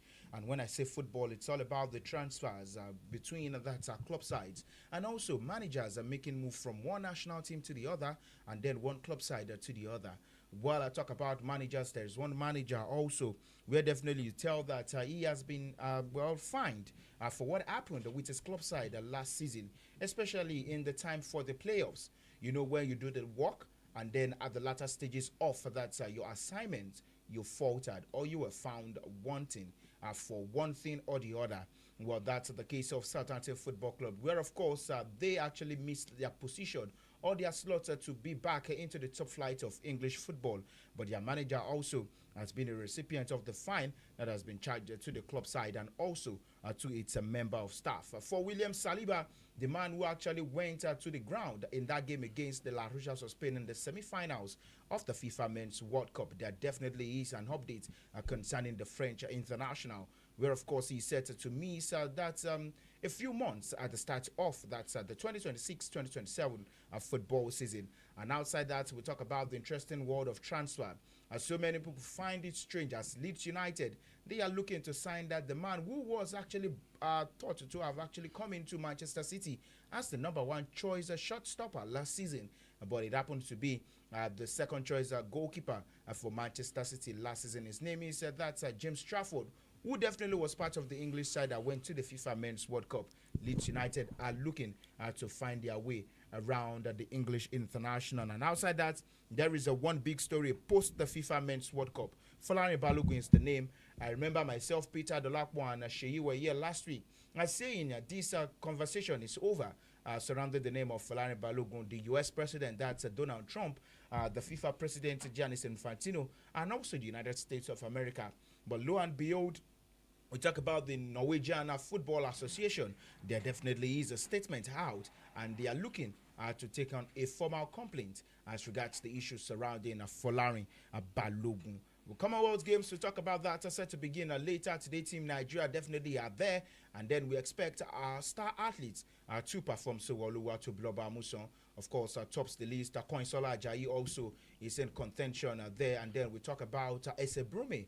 What can these ones do for Team Nigeria? Remember, they're in Birmingham in the year 2022. It was the ladies who came home with the titles for Team Nigeria. But what are we expecting to do there in Scotland later? That's in these coming days at the Commonwealth Games. You are listening to the voice of Oluwatimilei Sami Sogudi on the program this lovely afternoon. I'm being joined by Peter, and together we take a look at all of these interesting stories and making the rounds in the world of sports. Good afternoon, Peter. Afternoon, sir. That was a long one. I'm just trying to catch up with some of the few things that you talked about, and it's good to see that we're almost in terms of the few more minutes or hours we left for the start of this year's Commonwealth Games, and I hope we can get the kind of publicity that World Cup, maybe not as full, if you get half of it, good, because in the midst of the Commonwealth Games, there's the WAFCON also happening. And you know, in this part of the world where I live, where I stay, and where I reside, you know, people love the headlines when it comes to football. So Commonwealth Games, here you are. For Commonwealth Games, for those who don't know and for those who know, good for you. You don't have football in it. And the Commonwealth Games is where you see nations who were colonized by the British. I've had people say to me a couple of years, why is Cameroon part of the Commonwealth Games? They thought they're francophone, but a part of Cameroon speaks English. I've had people say Canada. Some part of Canada, they speak French. Some also part of Canada, they also speak English. So, but it's good that Nigeria is here. The National Sports Commission, they've been having press conferences. The DG of the commission, Kola Olakpade, has spoken with the athletes in the last few days, and that there, it goes to show that because we missed the World Cup, doesn't mean that sport will stop. It's just football. So we'll wait to see what happened at the Commonwealth Games. How many medals are we bringing home? I know one of the things that we do well is the power. Yes, and our power athletes, they do well. So they are the ones we're looking forward to again to help us win gold, win silver, and win bronze. So it's all about to go down. Scotland will host. Just to put you actually on the spot in this, the best performance by Team Nigeria at the Commonwealth Games came in 2022 edition in Birmingham. We finished 7th overall and first in Africa. 35 medals we won, 12 golds, all won by women. 9 silver medals and 14 bronze medals. Yeah, flog the men, put them on the streets, line them on the street and flog them. It's good. It's good. Bottom line is that we won. It doesn't matter who helped win, but we get to that point where we want to dimension how the men fare and how the women fare, and that pack again. You have to be Amuson. Of course. Name popped up. Over the weekend. Yeah, and that's a good one for her going to Scotland. So, girl, the eyes will be on you girls. Our eyes will also be on you. We'll be catching up with all of that Commonwealth Games. But trust us to bring you up to speed with all of the event happening in real time. And of course, once we have anything breaking from that. 10 sports, 6 para sports, and then over 3,000 athletes from 74 nations are set to participate in this year's Commonwealth Games, set to begin later today through August 2nd. There in Scotland. Let's move away from that also and talk about some other interesting headlines. I know maybe tomorrow we'll talk about that, but of course, I think it's better we talk about Anthony Joshua at this point in time. He has a big fight later this weekend against Prenga. How big is that fight? Well, it's a big fight because it's the comeback from him. What's at stake? What's at stake? Yeah. It's all about putting himself and shaping himself to a better position before that fight. We all expect maybe before the end of this year or early next year against that Tyson Fury. Yeah. Again, it's about how publicized is this bout. That was what I was asking you. It's not about what's in it. It's about how big it is. But I like the way you put it. This is a fight, a bout needed for him to see how good he is. Before that one, everyone has been anticipating the fight between two British fighters to happen. So I don't really know how good his opponent is, because I don't want to sit down here and say, Bobo, you can get this one done. Popularity. No, I don't want to say Bobo. But for Prenga, maybe many who don't know, he's 35. Anthony Joshua is 36, and his record actually says 20-1. While Joshua states 29-4.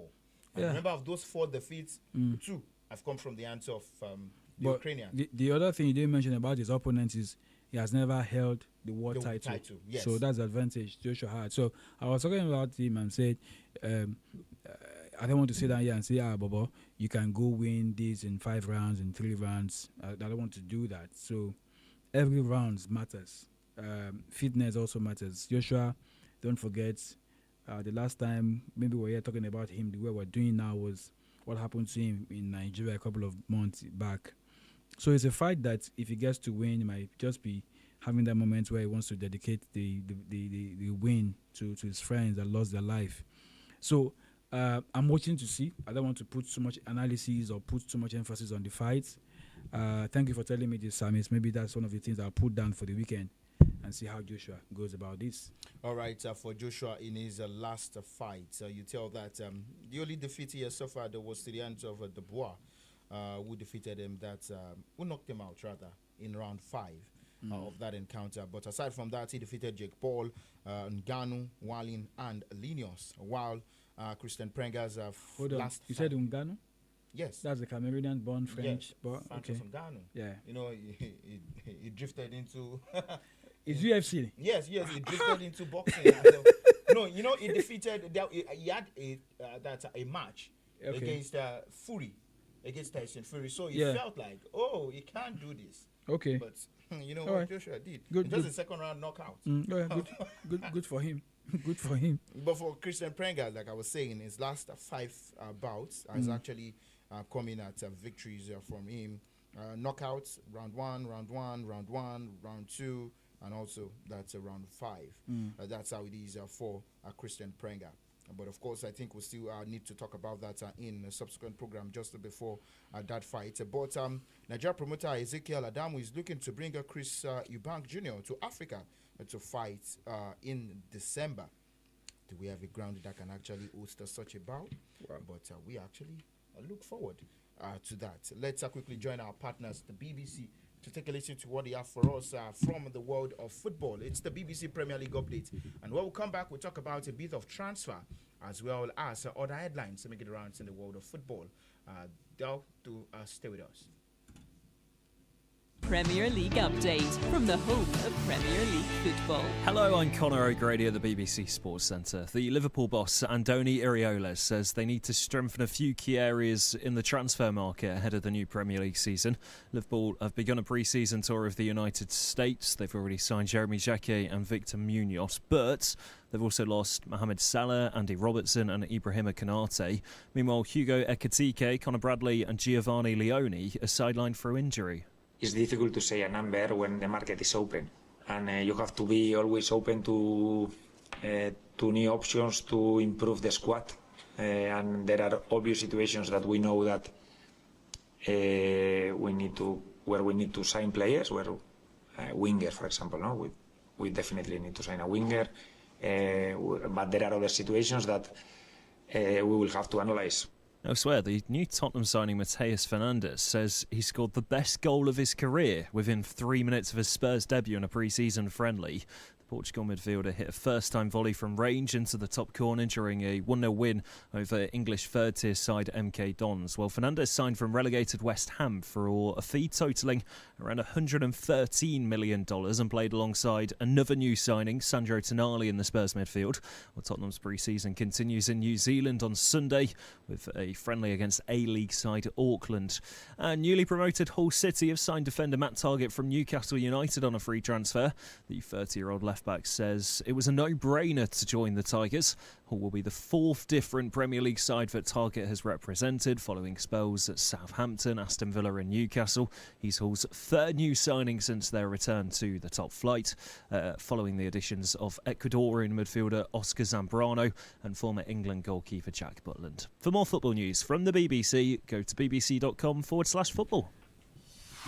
BBC Premier League update from the home of Premier League football. All right, so thank you. That's our partners, the BBC, for that lovely update. Of course, for Andoni Iraola, whose side preparing for the upcoming season with live without Mohamed Salah. He said he has actually been in conversation with numerous club sides before the Liverpool job that came on. But talking about managers now, Southampton's manager Thunder Eckert has been charged by the Football Association over the spying scandal that led to his side being kicked out of the Championship playoffs. In a stunning controversy that rocked the English football last season, Southampton admitted to spying on a training session held by a playoff semi-final opponent, Middlesbrough, in the month of May.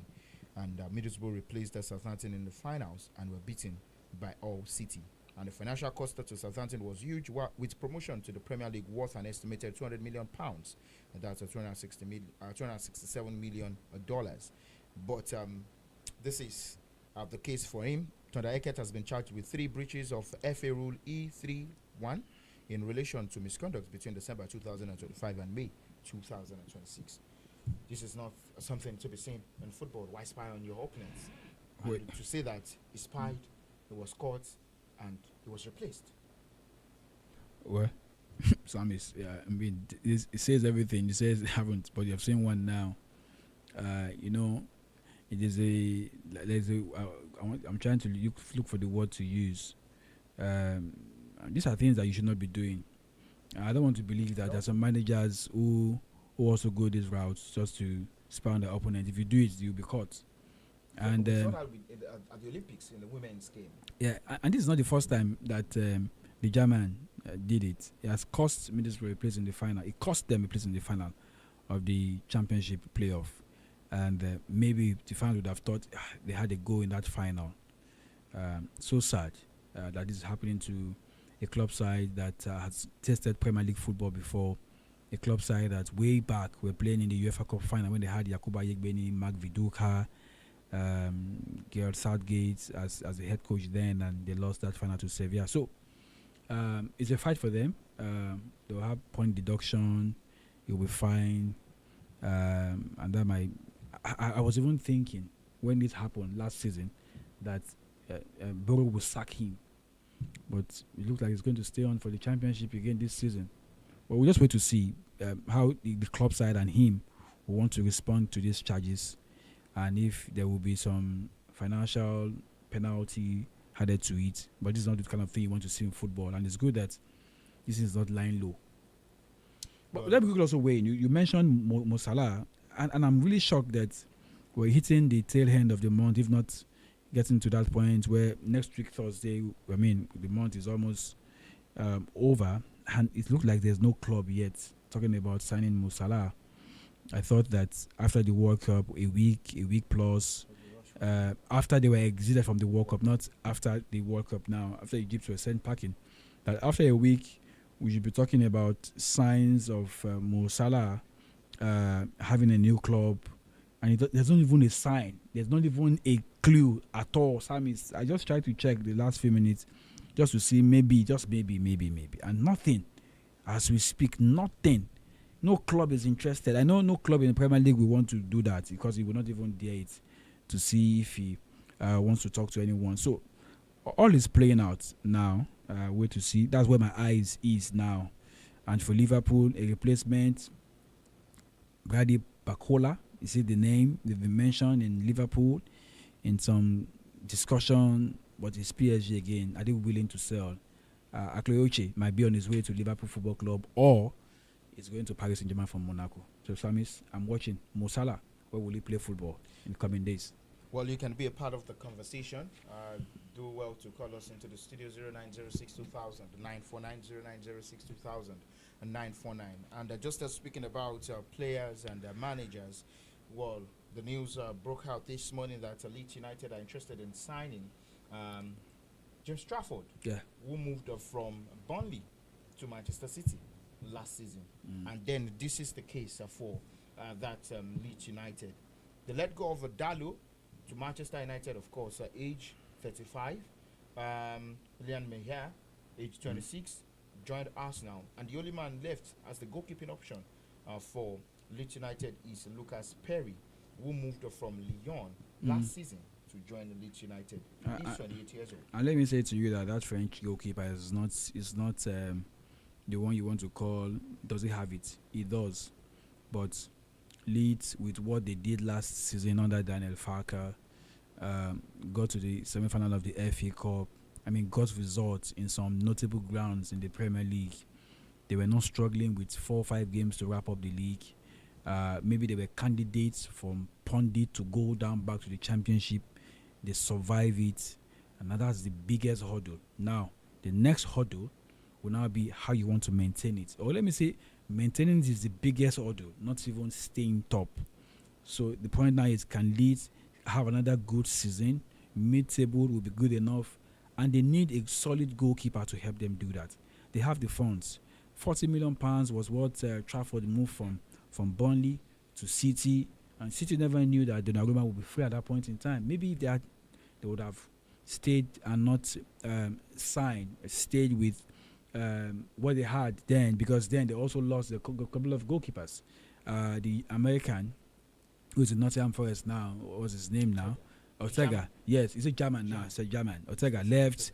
Ederson left to Turkey, and so Pep needed the goalkeeper, and they were thinking this young is for the future. They went for Trafford, and then before the wrap up of the window, Donnarumma was free in the market, and so they have to go for a goalkeeper well experienced. So I think it would be good for him. He was number 3, basically because England could not get a number 3 goalkeeper that they could drag to the World Cup, and some would have thought maybe Ramsdale would have been in the lookout for. But because of the heroics of the young English goalkeeper. There was a 4th goalkeeper. I know. I know. The Brighton. But that was just part of the training setup. So when you thought that he will stay at City again for one more season, I think it would be best for him if he wants to keep his place in England, going to the European Championship, going to the Nations League. He must look for a club side. Now the question I will not be, Sam, is how much will City demand? How much will Leeds be willing to put on the table for the young Englishman? Let's see how that actually pans out for James Trafford and the Leeds United, even the Manchester City, in this conversation. But also, I tell you that Arsenal Football Club, they've completed the signing of Christos Zolis from Club Brugge to join Arsenal Football Club. Well, can you name maybe 3 Greek players that have played for Arsenal in the time past?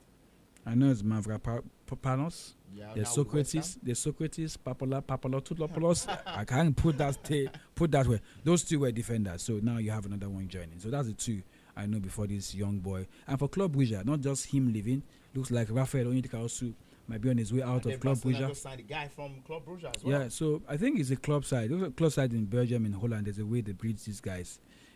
So Rafael Onyedika is not new. Looks like he's on his way to either Al Ittihad in the Saudi Pro League or to Eintracht Frankfurt in the German Bundesliga. But which one would you actually advise him? Rafael Onyedika. Let's not talk about the money now. He is a player, trying to find his feet in the national team. Yeah. Now going to a less competitive league. We can't say it's less competitive. You can. It all depends. The argument can be for against German league. Yes, I get it. Like I would say, in argument like this, it's about how do you see it. Some have called the Saudi Pro League not competitive, but we saw what the Saudis did qualifying for the World Cup and all that. So if you say where these guys, if you check Rafael's age, it might be they might be saying to him, his camp might be saying to him, "Oh boy, this is the big hit. Oh, if you don't get this money now, you might not get it again." So if it's based on the economy, and which is normal, there's no big deal in any player saying he's moving because of the money. Why are you working, Samis? It's simple. No passion, no, Mama. Forget that thing. Stop calling that thing. It's not passion. Passion might, yes, but passion might be it. Let me hear. Yeah. So passion might be it, but you want to go to Agbelina and buy stuff. You say, "Mama Mutideo, passion." You know, they'll give you a slap. You need the money. But when the money is there, then you push. So for me, Rafael Onyedika, well, think wise. How old is Rafael now? Who says players in Saudi Pro don't play for national team? Who says? And many of them, Saudi Pro League went to the World Cup. Saudi Mane, Saudi Pro League went to the World Cup. Man, if you Saudi Pro League, I can give you the project financial good. Impact, leave that impact alone. Impact. But let's move forward. Also, a club side in Spain, they have a new manager for his second reign as the head coach, and the captain, Federico Valverde, says he's eager to learn a great deal under Jose. Let me see if this person is part of us. Hello, good afternoon. Hello. Hello. Okay. I thought the phone was buzzing, so I have to put my hand on it. So after their exit from the FIFA Men's World Cup, he joined up with the team yesterday, and he says he's eager to learn from Jose. Yesterday was his birthday too, I think. Federico Valverde? Yeah. Learn from Jose. Learn from the special one. There's so much for Jose to prove. There's so much for Real also. While you're speaking about Real, Barca have also confirmed Karim Adeyemi is joining them for 22 million euros. And I think I love that because he said he had discussion with Hansi Flick many times and he's convinced that this is the next thing for him to do. Let's see if this one will work. Hello, good afternoon. Hello, sir. Oh, this is not for us. See if we can. So Sam, it's back to you. Okay, back to me. And let's quickly discuss about this one. It was this conversation for yesterday. I shared my thoughts with Kenny this morning. Okay. Tolu Arokodare, Wolverhampton Wanderers. He wants to move. Yeah. But he's not forcing his move out of this club side. He wants to train. Who is moving him? Is he move or are they pushing him while he wants to jump? A bid has come in. Okay. So that means they're pushing him. He's not the one that wants to jump. Yes. So a deal was not agreed for Fiorentina. Okay. But Wolverhampton Wanderers agreed a deal with Trabzonspor, but Tolu doesn't want Trabzonspor. So Tolu wants what? He wants Fiorentina, and he is training. He said he wants to train. He is committed to this club side, and the head coach says they're not permitted on my training ground. So the club wants him to go to France, Strasbourg. Yes, Trabzonspor. Okay, Trabzonspor in Belgium. Trabzonspor is in Trabzonspor. It's in Turkey. Yeah. Okay, you want to go to Turkey. So the club have got a bid from Turkey, which they've accepted, right? But Tolu's camp is talking about Fiorentina. Wolverhampton, they rejected a bid from Serie A side, having accepted an offer from Turkish club Trabzonspor. Well, I be like Baisugu. He didn't abscond from training, but you tell him he's a good boy. And then you I get it. Send security guys to bond. And then you told the team there's no training. 2 wrongs. What did they say? Doesn't make it right. Can I go now? It's almost 4. Well, of course, you shouldn't be bounced out of the studio. This is 3:58, and of course, we need to make time for the news is set to go down by 4 p.m. I'm Sam, your sports captain. I've done this alongside Peter. Do enjoy the rest of the day. 32